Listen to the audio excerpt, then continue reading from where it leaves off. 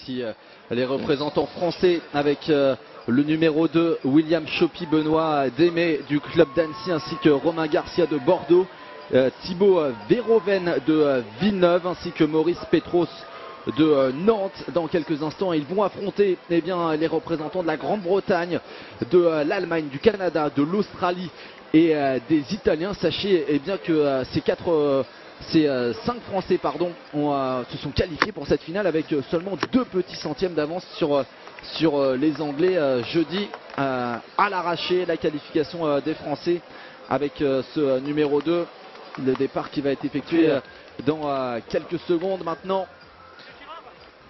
Okay. Oui, donc les Français là, ils ont une petite chance, ça fait partie des bateaux de l'équipe de France qui ont une petite chance de médaille. Donc il faut qu'ils sortent la course parfaite, donc c'est jouable, donc bon, on va voir. Cette compétition de 4 de pointe avec barreur vient de débuter. Les Français, ils sont au numéro 2, les voici ici à l'écran. Donc phase de départ, on part très vite, il y a tout un côté tactique. En aviron, on voit les bateaux qui seront derrière soi et on ne voit pas les bateaux devant. Donc l'idéal c'est de partir vite et devant, comme ça on peut voir toutes les attaques possibles pendant le parcours. Mais par contre il ne faut pas trop brûler ses cartouches d'entrée. Il faut bien penser que la course ça dure 2000 mètres. Les Italiens également, on rappelle que dans cette finale, les Français sont opposés aux Italiens, aux Australiens, aux Canadiens, aux Allemands ainsi qu'aux Anglais.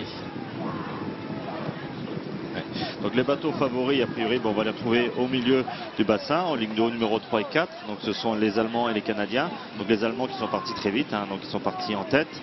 Les Français pour l'instant ils ont un peu de mal, ils sont au 4e à mon sens. Bon, il faut absolument qu'ils ne se laissent pas décrocher des bateaux de tête pour pouvoir être à la bataille finale. Donc là on voit en gros plan donc, le bateau français. Bon, ça apparaît déterminé.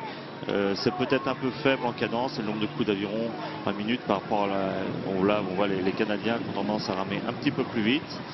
Le style est quand même bien travaillé, donc ça manque un peu de puissance par rapport à des équipes seniors, parce qu'ils ne travaillent pas encore complètement la force qu'on peut faire les seniors. Et là encore on voit une nouvelle fois les Australiens qui peuvent jouer le podium avec les Français si les Français se débrouillent bien, mais les Australiens sont partis très forts. Donc je ne sais pas s'ils sont partis sur la même base que le bateau féminin qui a gagné la course précédente.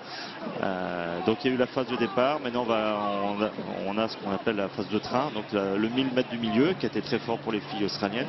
Et là c'est vraiment le travail hivernal et la cohésion du bateau qui va jouer à plein. Donc c'est vraiment la partie où les Français ne doivent pas se laisser décrocher et bien serrer chaque coup d'aviron, bien pousser fort sur les avirons, sur ses jambes et amener vite avec les bras sur l'arrière. Les Australiens qui sont en tête visiblement devant les Allemands, les Français à la peine, ils sont 4e, 5e, les Français ils vont devoir tout donner évidemment alors qu'on va approcher les 1000 mètres. Un petit point Thierry, quel est le rôle du barreur dans un 4 de pointe? Alors le 4 de pointe avec barreur, c'est un bateau qui a disparu dans le programme mondial chez les seniors. Il était conservé chez les seniors, il était conservé chez les juniors parce que c'est un bateau qui est formateur. Bon, en fait le barreur, il est là pour donner la direction, comme ça évite aux rameurs d'avoir ce souci-là de direction. Mais c'est aussi, il fait partie intégrante de l'équipe, donc il sert aussi un peu d'entraîneur, de conseil et de tacticien dans le bateau. Donc il doit parfaitement connaître les rameurs, savoir ressentir si les rameurs ont un niveau de fraîcheur suffisant pour pouvoir attaquer. Il peut donner des conseils techniques pendant une course, mais surtout son rôle est très important pendant l'entraînement. Donc là on voit en gros plan les Français qui peuvent progresser un petit peu encore techniquement parce qu'ils ont tendance à avoir plié les bras ou pas forcément au bon moment. Enfin pour l'instant ce qui est important là c'est d'aller vite. Donc ils sont quand même dans la bataille, un peu en retrait par rapport aux Australiens. Et là il faut vraiment qu'ils attaquent dès maintenant s'ils veulent avoir une chance d'accéder au podium. Les Australiens à la lutte avec les Italiens, les Italiens et les Allemands aussi. Et les Allemands, les Italiens, les Australiens, c'est le trio gagnant de cette course de 4 pointes avec barreur. Ce qui est étonnant, c'est que pour l'instant on ne voit pas trop les Canadiens qui faisaient partie des bateaux favoris. Donc faut peut-être se méfier d'un retour très fort des Canadiens en fin de course, parce que pour l'instant, donc ils avaient dû gagner leurs éliminatoires, hein, les Canadiens, et pour l'instant, ils sont bien derrière les Allemands en tête et les Australiens qui sont passés en deuxième position. Voilà, donc pas une vague. Donc là, comme je le disais tout à l'heure, au train, les Allemands se montrent être le plus fort. Le 4 barré, c'est un bateau d'homme fort aussi, parce que il y a le fait qu'il y ait un barreur qui fait 50 kg, c'est un poids, quelque part c'est un poids mort, hein, donc il ne fait pas avancer le bateau, donc il faut pousser ce poids-là. Ouais, un effort continu. Vous voyez ici les Français numéro 2, les Allemands qui sont dans le trio de tête de cette finale de 4 pointes avec barreur sous les yeux des supporters allemands qui ont fait le déplacement. Donc on voit ici le bateau numéro 1, c'est la pointe du bateau anglais. Et on approche les... donc là, ils sont à peu près à 300 mètres de l'arrivée. Ouais. Le sprint final qui va débuter pour ces 5 concurrents avec les Allemands visiblement toujours en tête devant les Australiens et les Italiens, les Français à la peine numéro 2. Mais s'ils font un bon enlevage, ils peuvent encore avoir une petite chance d'être sur le podium, parce que les Canadiens sont vraiment complètement dépassés alors qu'ils faisaient partie des bateaux favoris. Donc il faut vraiment que les Français tentent leur chance jusqu'à l'arrivée, et ils sont bien partis. Là, ils commencent à faire un bon enlevage. Ça va se jouer, je pense, entre eux et les Italiens, parce qu'ils sont devant les Anglais, donc ils ont encore une petite chance de monter sur le podium.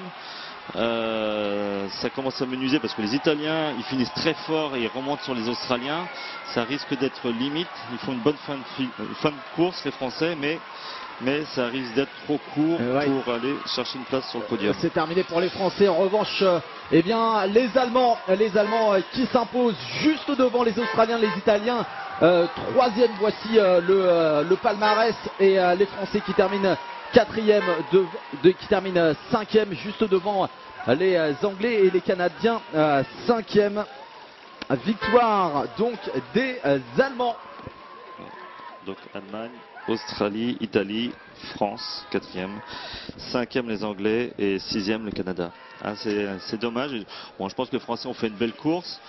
Il y avait une opportunité avec le Canadien qui faisait partie des favoris qui s'est complètement écroulé. Ils ont fait leur parcours, ils ont fait ce qu'ils ont pu, le maximum qu'ils ont pu. Hein. Déjà, l'accomplissement de soi-même, c'est une réussite en sport. On est déçus parce qu'on les voyait un peu sur le podium, mais bon, je pense que les plus déçus, ça doit être eux. Oui, vous voyez ici la photo finish, pas de souci hein, pour les Allemands devant les Australiens et les Italiens. On aura peut-être une déclaration de ces...